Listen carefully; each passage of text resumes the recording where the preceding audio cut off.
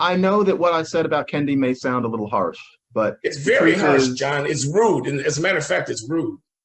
but no, not if you're going to call me a bigot in such a public venue when I didn't do anything to deserve it. That's it. I'm sorry. That's just not nice.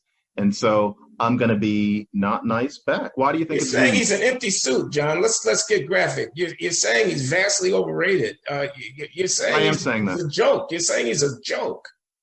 No, I didn't say it was a joke, Well, he's but stupid. I didn't say he was stupid, I but thought you did. I do not find him to be engaging in feats of any kind of cleverness. I think it's vastly oversimplified, his ideas. They don't strike me as academic. It surprises me that he has a PhD. And I think that he's never called on it. And it is a little bit disturbing because people are looking to him as some kind of guru. And he's an example of what I mean in that he is having these sociological insights distributed out there that are not based on what an academic would think of as scholarly rigor, and which even non-academics can see through, but are told that they're missing something or are moral perverts if they question. I don't think that's good for society. I don't care how much money he makes. I don't think that speaks well for our general intellectual and moral culture. That doesn't bother you at all? Why can't we let 1,000 flowers bloom, and instead of us spending our time running down Ibram X. Kendi, whose books I haven't read and am unlikely to do so, we might just write our own books. Ultimately, that is what I will be doing. But I do think that his basic ideas that are getting around are not sound thinking. And I think that he should be called on it. To not call him on it is to be racist. I watched him in a public forum say, so like that thing that only white people can write books about racism. Glenn, do you know that thing? I cannot identify that thing since roughly, the 17th century. There's never been a time when like only I say, white man, people I'm not paying any attention to this stuff because I think it's all a racism. hoax. He said that, and the audience goes, "Oh yeah, that's right." That's not true at all. A public intellectual is not. They're acting out a ritualistic thing, man. It's a coon show. It's a minstrel show. It's church is what it is.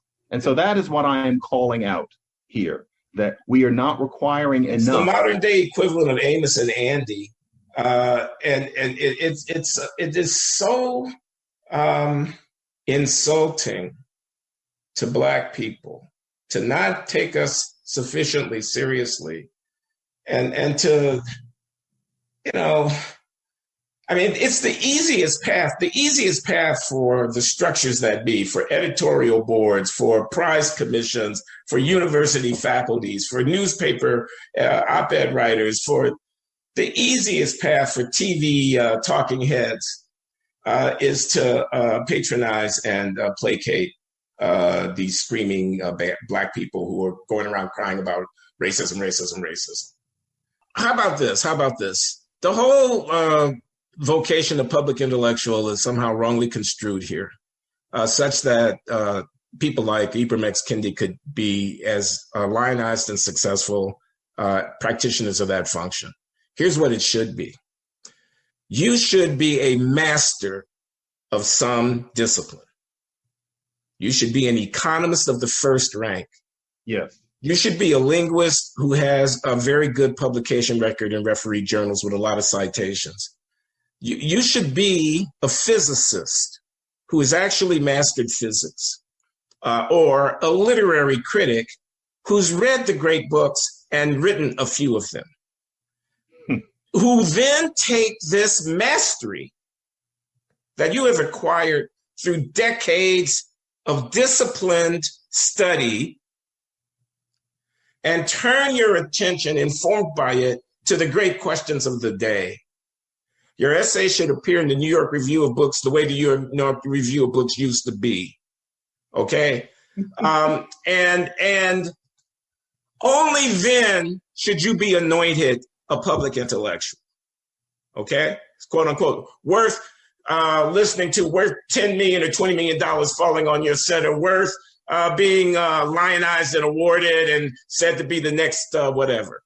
Only then. You ought to have fucking done something. You ought to have command of a height from which you can survey. Here's the deal. He's a lightweight, John. He's a lightweight. That's the deal. Where is the erudition? Where is the subtle interpretation of a canonical text? Where is the sustained argument? Where's the insight? Where's the mastery? He's a lightweight. Thank you. That was excellent. And I'm wondering, I just finished reading Robin DiAngelo's White Fragility, and I think she did like an excellent job of defining racism as like a system of oppression as opposed to like a personal choice. It's like, it's there, you benefit from it, or you don't. That's its purpose. You talked about the importance of defining racism, but I, unless I missed it, which is possible, I didn't hear your personal definition. Is there one that you would offer us? Like, how do you define racism? Sure. So racism, I would define it as a collection of racist policies that lead to racial inequity that are substantiated by racist ideas.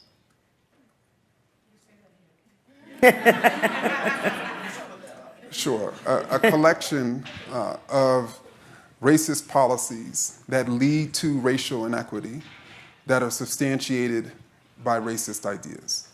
And anti-racism is pretty simple, using the same terms. Anti-racism is a collection of anti-racist policies leading to racial, anybody want to take a guess? Equity that are substantiated by anti-racist ideas.